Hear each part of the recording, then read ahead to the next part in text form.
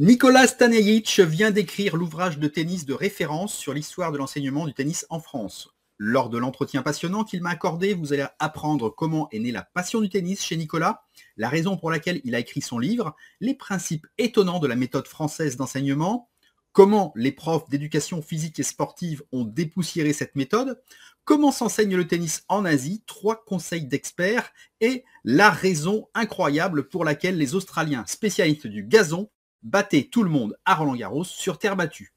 L'entretien démarre sur des chapeaux de roue car il me manque le tout début du parcours de Nicolas, jeune joueur de club d'un bon niveau qui remplaçait occasionnellement dans son club les profs de tennis absents. J'ai passé le CAPES d'histoire et je donnais des cours de tennis pendant que j'étais étudiant. Et puis petit à petit, voilà, j'ai passé le tronc commun en candidat libre quand je faisais le CAPES parce que j'avais du temps. La deuxième année que j'ai passé le CAPES, j'avais beaucoup de temps, donc je me suis dit, bah tiens, je vais le bonifier, je vais passer le tronc commun en candidat libre. Je l'ai eu. Et puis après, voilà, j'ai été un peu piqué par l'enseignement, j'ai bifurqué, j'ai abandonné l'idée d'être prof d'histoire. J'ai travaillé dans une société d'import-export matériel haute montagne, donc rien à voir avec le tennis, mais je donnais toujours des cours de tennis. D'accord. Et puis, voilà, la vie fait que j'ai divorcé et donc j'ai complètement changé je me suis mis à fond dans le tennis. Donc j'ai passé mon BE1 en 2001. Et à partir de 2002, je n'ai fait que du tennis. D'accord. Qu'est-ce que c'était ton club Saint-Germain-les-Corbeilles. Alors Saint-Germain-les-Corbeilles, c'est un club vraiment très important dans l'Essonne. Hein. L'Essonne, c'est un petit département.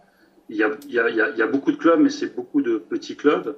Et Saint-Germain, c'est vraiment un club formateur. Voilà, là, ils sont en National 1 cette année. Ils sont montés en National 1. Et ils ont leur joueur phare, c'est un certain Titouan Droguet qui a été formé au club. Moi, j'ai connu ses parents, je l'ai vu naître, ce Titouan. Et en fait, Titouan, il a été champion de France junior en 2018. Voilà, donc il est 200, il doit être autour de la 250e place ATP. Il était dans les qualifs là, à Roland. Voilà. Et donc ce club de Saint-Germain-les-Corbeilles, c'est donc Éric Bory et Frédéric Colombel qui sont toujours à la tête, les deux enseignants. Et ces deux gars que je connais depuis plus de 30 ans. Voilà, c'est vraiment des vieux copains. Voilà, et c'est eux qui m'ont mis les pieds à l'étrier au niveau de l'enseignement. D'accord, j'ai vu aussi que tu avais été BE2 et que tu as formé des enseignants. Oui, tout à fait. Donc en fait, j'ai eu mon BE2 en 2006. J'ai eu la chance de pouvoir bénéficier d'une formation tronc commun option tennis à l'époque. Il y en a eu 4 de fait, et moi j'ai pu bénéficier de la dernière, c'était au Crêpes de Châtenay-Malabry. Et donc c'était un tronc commun qui était toutes les interventions étaient complètement orientées tennis. Donc que ce soit l'anatomie, le droit, l'anglais, vraiment c'était hyper riche au Crêpes de Châtenay-Malabry. Et on était un petit groupe, on était une petite quinzaine, donc que des joueurs de tennis. Et voilà, on a suivi la formation pour avoir le tronc commun, et puis après, on a enchaîné sur le spécifique. J'ai enchaîné sur le spécifique avec Transfert Île-de-France. Voilà. Et donc, quelques années après, Transfert m'a recruté pour être formateur DE, l'année où le BE a basculé sur le DE. D'accord. Donc en 2008. Très précisément, donc je suis rentré chez Transfert en tant que formateur et j'étais responsable de la plateforme de Paris, hébergé à la Ligue des Hauts-de-Seine. Et donc j'ai fait 2 promos, 2008-2009, 2009-2010, les 2 promos complètes. Et la 3e promo, 2010-2011, voilà, j'ai eu cette proposition pour venir travailler à Hong Kong. Et donc j'ai pas terminé l'année, je suis parti au mois de mars. J'ai démissionné au mois de mars-avril. D'accord, et actuellement tu enseignes à Hong Kong, dans un grand club. Donc, je suis à Hong Kong, ça fait 12 ans, je suis arrivé avec un contrat de 24 mois en fait. Et puis je suis toujours là et toujours dans le même club. Et là maintenant je suis assistant du tennis director au club. D'accord. Voilà. Donc c'est un country club, hein. C'est un club un peu, comment dirais-je, un peu du style Lagardère Racing en France ou Monte Carlo. Voilà, c'est prestigieux avec. Voilà. Un peu chic avec piscine. vraiment c'est vraiment difficile de devenir membre. Il faut être coopté entre guillemets. Voilà, il y a des listes d'attente. Enfin, c'est compliqué. Voilà, c'est très très sélectif comme club. D'accord, mais il y a du monde à Hong Kong. Oui, alors à Hong Kong, c'est un territoire très petit. Il y a 7 500 000 habitants. C'est une ville un peu paradoxale parce qu'il y a 20% de ses habitants qui vivent en dessous du seuil de pauvreté. Et à côté, paradoxalement, tu as la plus grosse densité au kilomètre carré de millionnaires et de milliardaires. Donc c'est deux mondes qui cohabitent, voilà. Et bon, évidemment, il y a des classes moyennes entre les deux, hein, mais les classes moyennes à Hong Kong, elles sont très, comment dirais-je, elles ont beaucoup de moyens.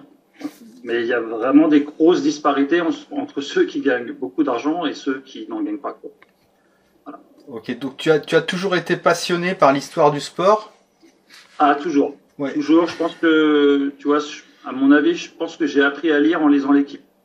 D'accord. Voilà, parce que mon père achetait l'équipe tous les jours. Il n'y avait pas un jour où il n'y avait pas l'équipe à la maison. Et voilà, je me souviens quand j'étais petit, à l'époque, l'équipe c'était le grand format, tu vois. Donc, moi, je m'allongeais dans le salon, j'ouvrais le truc et je lisais. Pas seulement, alors principalement le foot, évidemment, parce que j'ai démarré par le foot.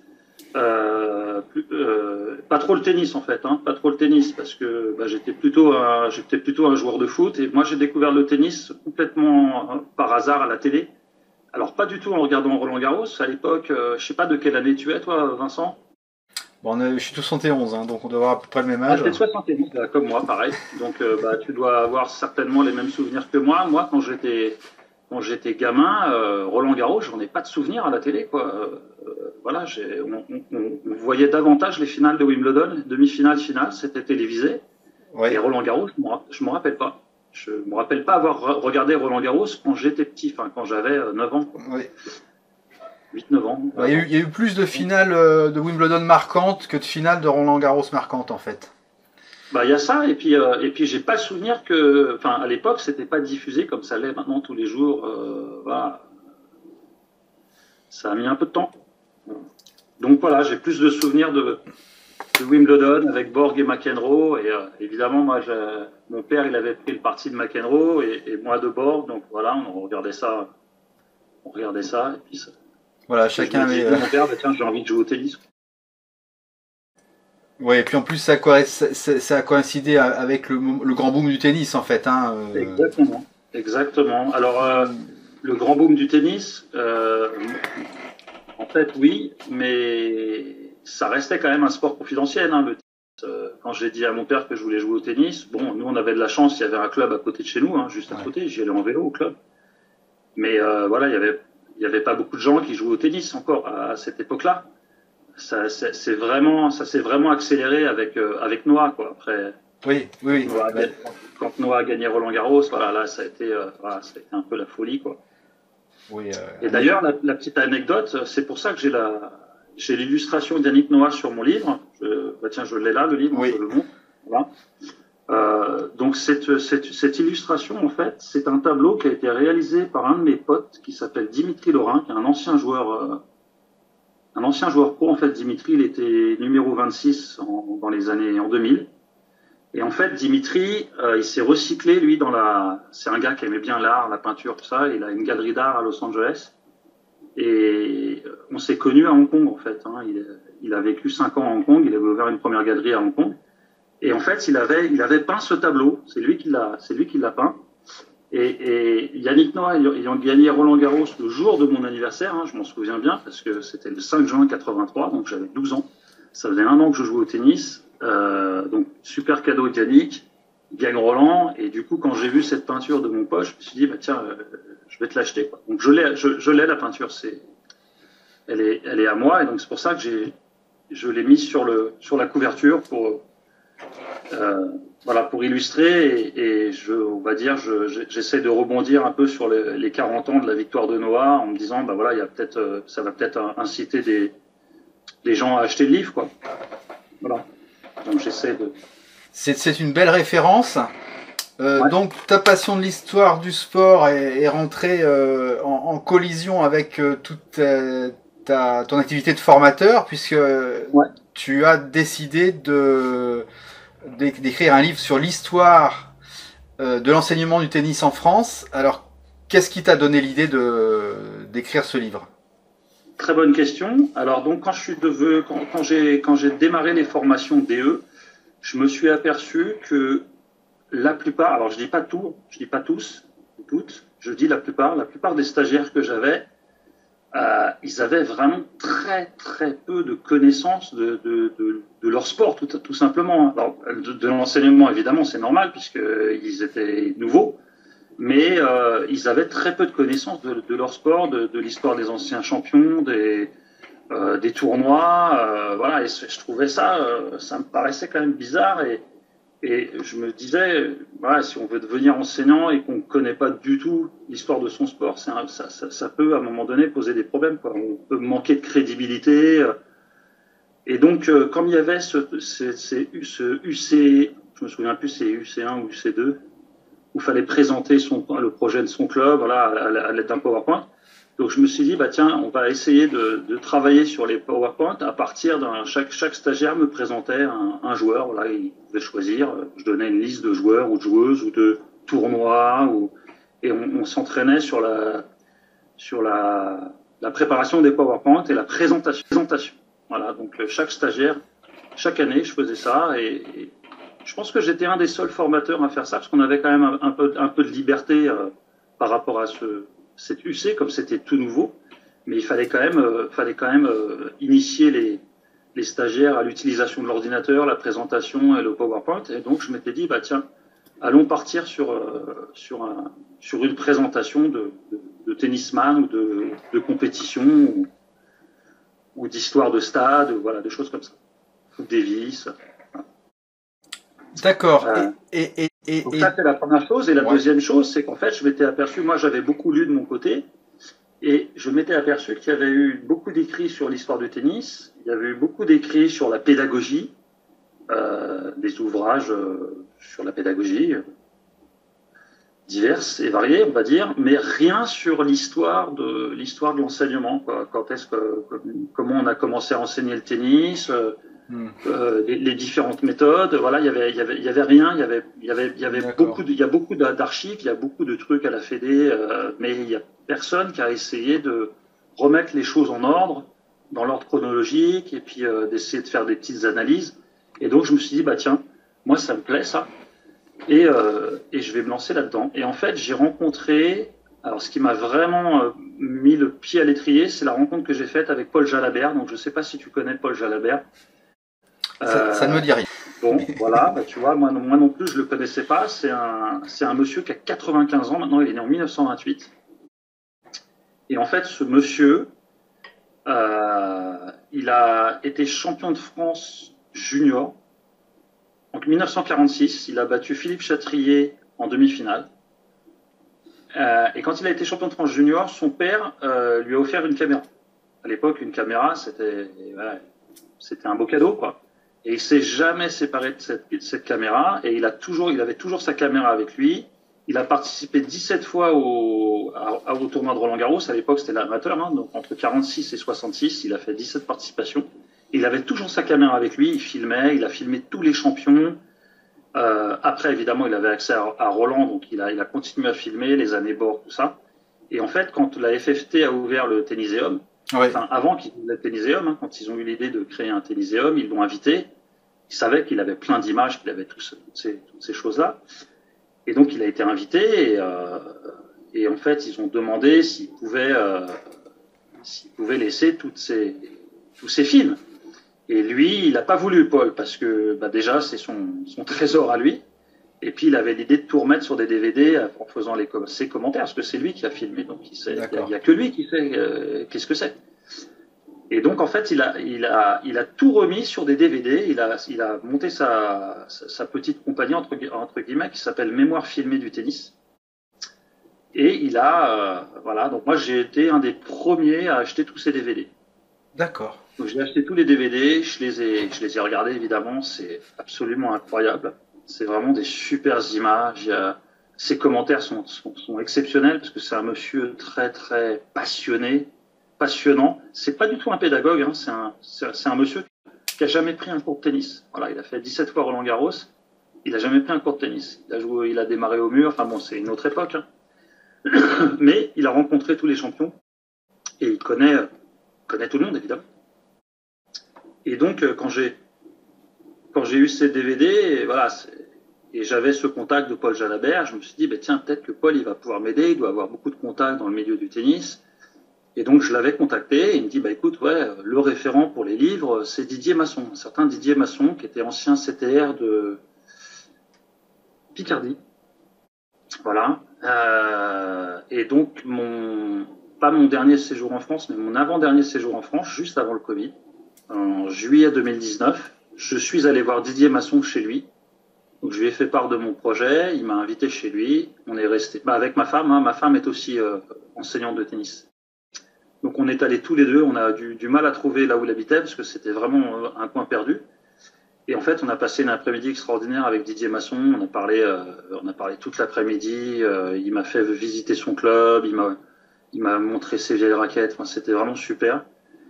Et puis, il m'a donné plein de contacts. Voilà, lui, il avait vraiment énormément de contacts parce qu'il a longtemps travaillé pour la fédération. Et donc, il m'a donné beaucoup de contacts. Après, lui, il avait écrit son dernier livre qu'il a écrit, enfin l'avant-dernier livre, pardon, c'était vraiment pour régler ses comptes avec la fédération. Il avait une dent contre plusieurs personnes. Moi, mon livre, c'est pas du tout ça, hein. C'est vraiment un livre qui est absolument apolitique. Il y a aucune. L'objet n'est pas de critiquer, l'objet est de comment dirais-je, de raconter, d'expliquer et puis d'essayer de comprendre pourquoi telle ou telle décision ont été prises à des moments donnés. Voilà. Lui, dans son livre qu'il a écrit, c'était quel tennis pour le 21e siècle, je crois. Bon là, il est à charge contre la fédération. Il a plein de, comment dirais-je, il a plein de critiques. Voilà.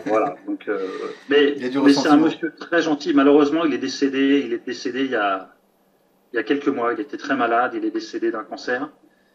Et il n'a pas pu voir le produit fini, quoi. Voilà, on était en contact jusqu'aux derniers instants. Et puis voilà, c'est dommage. Voilà, donc je lui rends hommage dans le livre, évidemment, hein, parce que je les cite, hein, Paul Jalabert et Didier Masson, c'est vraiment deux personnes qui m'ont beaucoup aidé et qui m'ont permis de rentrer en contact avec énormément de gens. Voilà, parce que quand je leur disais que j'avais les coordonnées par soit Paul Jalabert, soit Didier Masson, les gens étaient quasiment obligés de me répondre. Après, il y a quelques personnes qui ont pas voulu répondre à mes emails. C'est dommage, mais bon, voilà, c'est comme ça, hein. Mais je pense que j'ai quand même eu un retour, on va dire, de 60%, quoi. Ce qui est plutôt bien parce que y a des gars qui ont essayé de faire des mémoires de BO3 par exemple et bon, ils ont eu très peu de retours. Et si t'as pas de matière, c'est difficile de travailler. Alors après, dans le cadre d'un BO3, je le comprends parce que les gens, le coaching, ça reste quand même un domaine un peu secret, quoi. Les gens n'ont pas envie de dévoiler comment dirais-je, leur petit truc à eux. Voilà, ça reste un peu quelque chose de secret.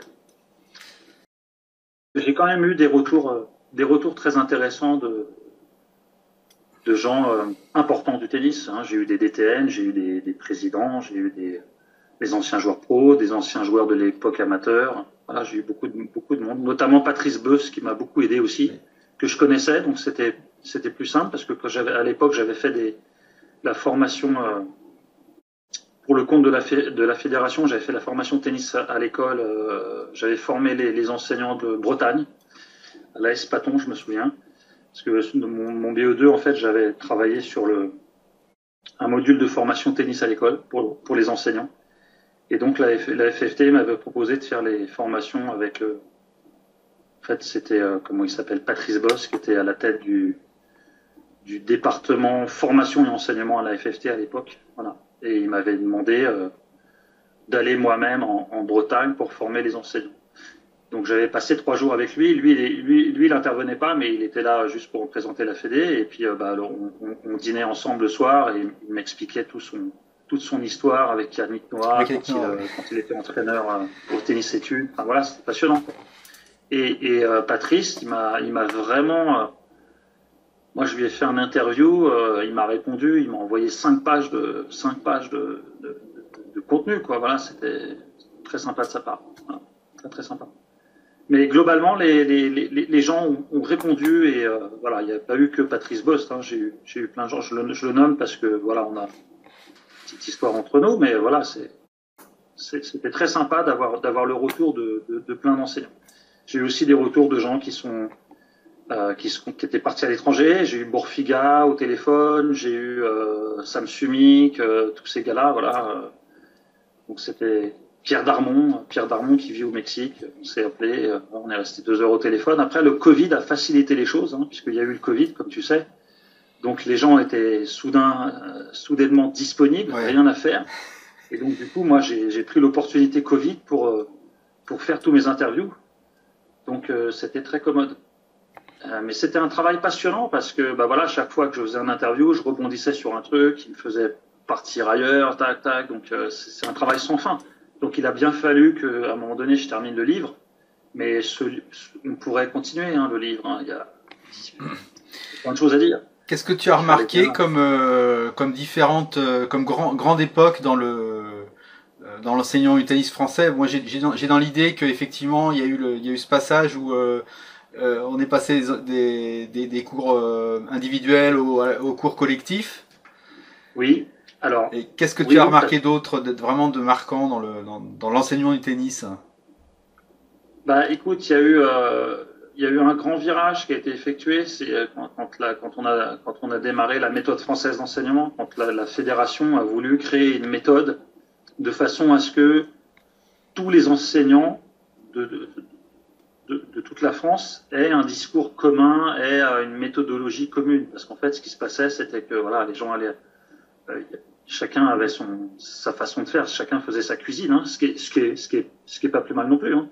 Mais bon, à partir du moment où on a une fédération qui commence à se structurer, si on veut développer à l'échelle nationale, on est bien obligé d'avoir une ligne de conduite, entre guillemets. Voilà. Donc après, cette méthode française d'enseignement, moi je pense, hein, avec toutes les études que j'ai faites, elle a été détournée. Les gens n'ont pas compris en fait la méthode. Les gens ont pensé que c'était un dogme, c'était une Bible, alors que pas du tout. C'était quelque chose qui était amené à évoluer avec l'évolution du jeu, mais elle est restée figée, cette méthode française. Et moi, ce qui me choquait, entre guillemets, tu vois, quand j'étais petit, quand j'ai démarré le tennis, j'ai démarré les années Borg, hein, moi je voyais Borg à la télé, il était en appui ouvert, il liftait, il jouait avec le poignet. Tu avais les technicoramas dans Tennis de France qui étaient faits justement par Gilles de Kermadec, hein, celui qui est à l'origine de la méthode française. Donc Gilles de Kermadec, c'était un excellent joueur, c'était pas du tout un pédagogue, c'était un monsieur passionné par les images, mais c'était pas du tout un pédagogue, il avait aucune formation d'enseignant. Et en fait, ce qui est curieux, c'est que quand tu vois, donc autant il décrit très très bien les images, et voilà, mais les images sont claires. Björn Borg, il est en appui semi-ouvert avec une prise fermée de coup droit. Voilà. Et on continue à cette période, à cette époque-là. Moi, quand j'ai démarré, je démarre en 82, donc j'avais une enseignante qui était à fond de méthode française et on n'avait pas le droit de se mettre de face. Interdit. Elle avait une espèce de petit fouet, là, fort, voilà, elle donnait des coups. Il fallait rester de profil. Voilà, de profil, aucun jeu de poignet, enfin, il n'y avait pas de place pour de la fantaisie. Alors que il y avait quand même Tennis de France avec les technicoramas et c'était clair que les mecs n'étaient pas de profil, quoi. Et voilà, donc mais c'était rigolo parce que personne n'a souligné ce truc. Il y a certainement des enseignants qui ont dû dire attendez les gars, arrêtez avec vos appuis en ligne, regardez les mecs, le meilleur joueur Borg là, il est en appui ouvert, semi-ouvert. Mais non, il n'y a pas eu ce discours. On a voulu entraîner tout le monde dans le même moule. Il y a aussi l'histoire du revers à deux mains. Il y a eu des joueurs français qui étaient d'excellents joueurs et qui avaient des revers à deux mains et on n'a pas voulu leur faire confiance. Il y avait un certain Pierson, par exemple, C'est un gars qui aurait dû être première série. Il n'a jamais été mis première série parce qu'il avait un revers à deux mains. Voilà, et que c'était pas, ça n'allait pas dans le moule fédéral. Ah oui, on l'a carrément saqué. Ouais, bah d'après ce que m'a dit, bon après il est décédé maintenant Didier, mais d'après ce que m'a dit Didier, c'était ça l'explication. C'est vrai qu'avant la première série, c'était un système où des sages se réunissaient pour décider qui était en première série et comment on faisait le numéro. Exactement. Et donc il y avait des joueurs qui n'avaient pas le profil, même s'ils étaient excellents et qu'ils avaient les résultats, ils avaient tout pour y être, mais non, ils ne faisaient pas partie du. Voilà. Donc voilà, c'est un peu bon. On a du mal à penser ça maintenant, quoi. Mais ouais, c'était un petit peu comme ça. Donc vraiment très très rigide, très rigide. Et tout ça a fini par évoluer. Après, il y a les profs de gym ont fait beaucoup de travail. Hein. Les profs de gym ont été très, les profs de PS, j'entends. Hein. Les profs de PS ont amené beaucoup de contenu en termes de pédagogie, en termes de liberté entre guillemets. C'est-à-dire que eux, ils parlent pas de coup droit, ils parlent pas de revers, ils parlent de frappe effectuée à droite, de frappe effectuée à gauche. Donc pourquoi pas à deux mains, voilà. Ils ont un discours qui est différent en fait. Enfin, ils avaient un discours qui était différent. Voilà. Après, effectivement, au début, il y avait que de la leçon individuelle. Pourquoi? Parce que les gens savaient tout simplement, il n'y avait pas énormément de monde qui jouait, et puis on n'était pas capable de pouvoir enseigner à plusieurs personnes en même temps. C'est difficile d'enseigner à plusieurs personnes en même temps. D'abord, il faut que les gens aient à peu près le même niveau. Voilà, donc c'était pas facile. La méthode française était très pratique parce que c'était il y avait des gestes à blanc, il y avait des balles qui étaient frappées, des balles suspendues, on les frappait comme ça. C'était un peu l'époque où on apprenait à nager sur un tabouret, c'est pareil, on apprenait des mouvements de bras. Bon, tout ça a évolué. Maintenant, si on mettait en place ce système-là, je pense qu'on n'aurait pas grand monde dans les écoles de tennis, quoi, parce que taper sur des balles fixes ou des gestes à blanc, bon, ça va bien 5 minutes, quoi. Voilà, les gens, ils veulent jouer, ils veulent s'amuser. Il y a dû y avoir des périodes avec panier de balles et puis sans panier de balles. Oui. Et puis, il y avait le problème de l'hiver. L'hiver, voilà, on avait des cours, c'était du parquet, donc c'était vraiment très du parquet ou des surfaces vitrifiées, là, donc ça, il y avait pas possibilité de faire des échanges, quoi.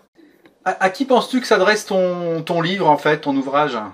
Alors, mon livre, j'ai essayé de pas être trop technique, évidemment, de façon à pouvoir à ce que une grande partie des gens qui s'intéressent au tennis puissent lire. Donc, c'est pas trop technique. Il y a de la technique, mais c'est un petit peu comme un roman, mais bon, je raconte un peu mon histoire, si tu veux, au départ, mais après, voilà, ça doit pouvoir intéresser tous les gens qui s'intéressent au tennis de près ou de loin. Alors les formateurs, évidemment, les candidats au BE, mais pas que. Voilà, des gens qui jouent au tennis et qui veulent en savoir un peu plus sur l'histoire de leur sport, je pense que c'est un ouvrage très intéressant. Ils vont apprendre plein de choses, comme moi j'en ai appris beaucoup quand j'ai construit l'ouvrage, quoi. Est-ce que tu penses que ta formation universitaire en histoire t'a servi? Est-ce que tu as vraiment utilisé, oui, je dirais, la rigueur de l'historien pour faire ton livre? Sans aucun doute, elle m'a servi, ne serait-ce que pour construire. Voilà, j'ai quand même j'ai un plan, j'ai des parties, j'ai des chapitres. Je pars pas dans tous les sens. Après, évidemment, il y a des flashbacks entre guillemets, forcément, puisque on revient de temps en temps en arrière. Mais ce qui était vraiment important, c'était encore une fois, c'était de mettre les choses dans l'ordre chronologique. Voilà, d'expliquer. C'était pas évident parce qu'il y a plein de choses, il y a plein de décisions qui ont été prises. C'était vraiment pas facile de savoir pourquoi elles avaient été prises. Quel était l'objet, voilà, donc il fallait vraiment piocher à droite à gauche. Et en fait, j'ai eu accès à comment dirais-je, un site internet qui s'appelle Retro News. Donc je m'y suis abonné, hein, et là tu as accès à tous les journaux depuis 1800 et quelques. Tous les journaux. Et donc je me suis aperçu qu'en fait on communiquait énormément sur le tennis au début du XXe siècle. Voilà, tu avais des journaux comme La Vie au Grand Air. La Vie au Grand Air, ça parlait beaucoup de tennis. Et des articles très très très intéressants avec très techniques pour le compte très technique, avec des joueurs qui donnent leur point de vue. Enfin voilà, c'est vraiment intéressant. Le Figaro, Le Monde, tout ça, tous ces journaux-là avaient des rubriques sport, et on parlait de tennis aussi. Alors là, c'est un peu moins des experts, hein. Il faut faire attention avec le journalisme évidemment, mais voilà, donc il a fallu étudier tout ça, prendre. Il y a des choses, il y a des choses que je prenais pas en compte parce que ça me paraissait pas, comment dire, sérieux entre guillemets. C'est-à-dire, il y avait pas de. J'avais l'impression que c'était le ressenti du journaliste. Voilà, donc ça c'est toujours dangereux de prendre tout pour argent comptant. Mais voilà, donc il fallait analyser, et c'était la partie pas facile de l'objet. Voilà, après il y a peut-être des gens qui vont lire le livre et qui vont me poser des questions, ou qui vont essayer de creuser un peu plus certaines choses. Voilà, ça serait bien. J'attends, pas de problème. Alors par rapport à toi, ton expérience personnelle, donc tu es en Asie, donc à Hong Kong. Oui. Est-ce que tu as su adapter ton savoir et ta spécificité française justement dans ton club, ou peut-être ils avaient d'autres méthodes? C'était rock'n'roll quand je suis arrivé. Hein, d'accord. Parce que moi je suis arrivé en 2011. Les balles intermédiaires, ils utilisaient pas trop. Tu vois, les balles vertes, pas du tout. Les balles oranges, très peu. Et en fait, l'asiatique, il veut de la leçon individuelle. Pour lui, pour un asiatique, tu ne peux pas apprendre si t'as pas de leçon individuelle. Et moi, je leur expliquais que oui et non. C'est bien une leçon individuelle, mais rien ne remplace le collectif, le jeu, de pouvoir se mesurer avec d'autres joueurs de son niveau, et de mettre en place des situations et de voir ce que ça donne, quoi.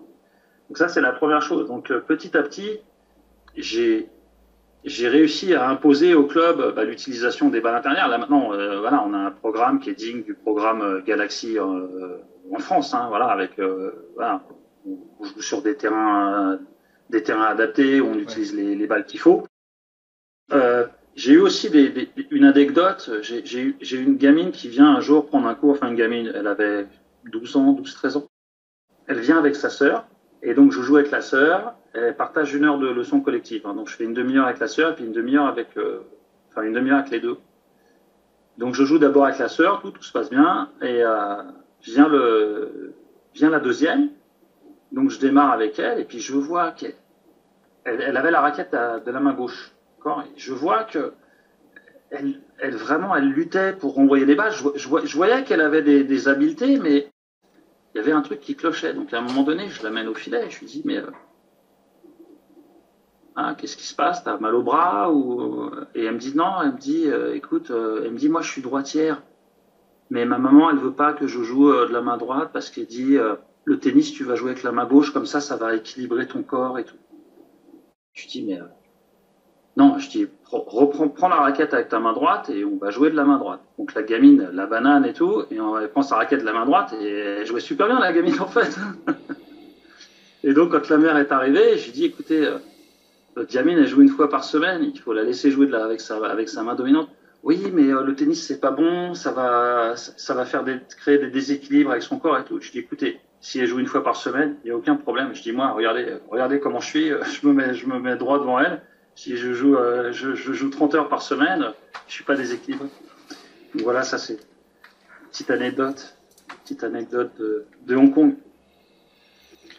Ok, on va terminer par, je dirais je t'ai rien préparé, mais voilà ce que je demande toujours à mes invités, c'est est-ce que tu as 3 conseils à donner à un joueur amateur en France qui va être à 4e série ou début de 3e série pour monter au classement. Voilà. Qu'est-ce que c'est pour toi les 3 choses les plus importantes? Les 3 choses les plus importantes, c'est d'arriver. Alors, ça, c'est pas facile parce que ça vient avec l'expérience. Ouais. C'est d'arriver à analyser très rapidement les forces et les faiblesses de son adversaire. Parce qu'en fait, au tennis, on est souvent centré sur soi-même et on oublie qu'en face, il y a un adversaire. Et donc, soi-même, on sait peut-être ce qu'on sait bien faire et le domaine dans lequel on pêche. Donc ça, c'est une chose. C'est bien, ça, on le sait. Par contre, l'adversaire, bien souvent, on ne sait pas. Bien souvent, on ne sait pas et on s'évertue à rentrer dans des schémas que nous, on maîtrise. Nous. Mais peut-être l'adversaire, c'est le schéma aussi qui lui convient. Ouais. Donc ça, c'est la capacité à switcher très rapidement, la capacité à jouer contre nature. Voilà, ça, c'est pas facile. Il faut pouvoir être capable de jouer contre nature. C'est-à-dire qu'il y a la logique du jeu et il y a la logique du joueur. D'accord. Chaque joueur a une logique, a sa logique à lui. Mais le tennis, c'est un sport à habilité ouverte. Il y a énormément de paramètres à prendre en compte. C'est pas l'haltérophilie, par exemple, c'est un sport complètement fermé. La barre, elle fait 150 kg, que tu sois au Bénin, en Bulgarie, ou voilà, elle fera toujours 150 kg et tu sais exactement ce qui va se passer. Au tennis, c'est différent. Donc, je dirais que vraiment, ça, c'était la partie la plus difficile, c'est de pouvoir analyser dans un temps très court les forces et les faiblesses de son adversaire et de pouvoir switcher, de pouvoir jouer contre nature s'il faut. Parce que des fois, il faut pouvoir jouer contre nature. D'accord. Ou s'adapter au moins à adapter son jeu. Après, si on est beaucoup plus fort, il n'y a pas de souci. On peut imposer son jeu, on s'en fout. Mais en 4e série, si tu veux, c'est rare. En 4e série, c'est souvent le plus malin qui gagne, on va dire. C'est souvent le plus malin qui gagne. D'accord. Voilà, ou celui qui a un vécu dans un autre sport. Par exemple, je prends toujours l'exemple du football parce que moi, j'ai moi-même démarré au foot. Ouais. Et en fait, je connais pas un joueur de foot qui est pas capable de jouer au tennis. J'en connais pas. Le joueur de foot, tu lui donnes une raquette, il a jamais joué, il est jamais allé sur un terrain, il va faire des échanges, tu vas lui faire un match, il va se démerder. Il va se démerder. Voilà, il y a vraiment des parallèles entre les deux sports. Parce qu'il est habitué à lire les trajectoires, parce que voilà, il est rapide, il sait anticiper. Voilà, l'anticipation au tennis, c'est tout. Hein, voilà. Donc ça, c'est le deuxième point, c'est l'anticipation. L'anticipation, très bien. Oui. Voilà, anticipation. Arriver à deviner ce que va faire l'autre avant qu'il le fasse. Ça, si on a des facultés d'anticipation, on a un gros avantage. Très très gros avantage. Ouais, c'est sûr. C'est un peu le gardien de foot, le gardien de but au penalty, quoi. Ouais. Voilà. C'est pour ça que le tennis, c'est un sport. Ouais. Pour moi, le tennis, c'est un sport où on arrive, où on voit, nous, on est bien en forme, athlétique, et puis on voit l'adversaire qui a d'embonpoint, ouais.